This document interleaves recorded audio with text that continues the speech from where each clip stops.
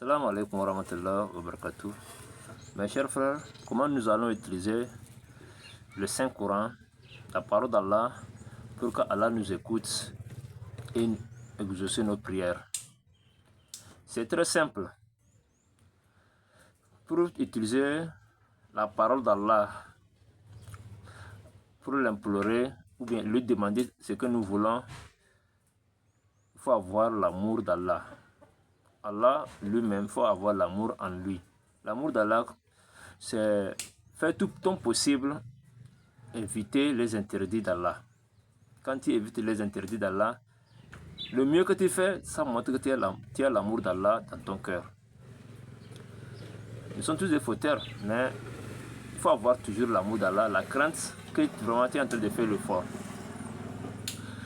Premièrement, ça. Deuxièmement, il faut avoir l'amour de la parole d'Allah.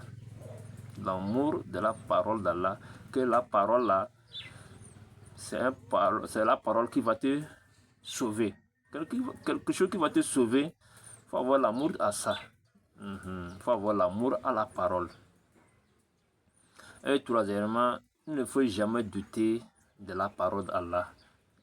C'est que je veux prendre pour parler en Allah, ce que je veux prendre pour parler à Allah, ça va marcher, ça ne va pas marcher. Non, il ne faut pas douter d'Allah à travers ses paroles ou bien sa parole.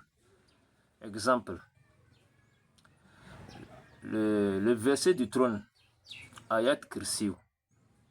Quand tu as l'amour en Allah, la crainte d'Allah et l'amour à sa parole, à ce verset, et tu ne doutes pas que la parole, ça va agir, ça ne va pas agir.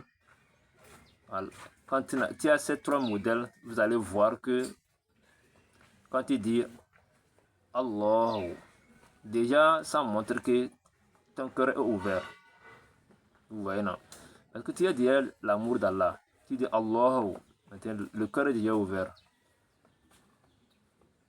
Et l'amour de la parole, le fait de citer ce verset, jusqu'à finir ce verset, vous allez voir que comme tu as l'amour à ce verset,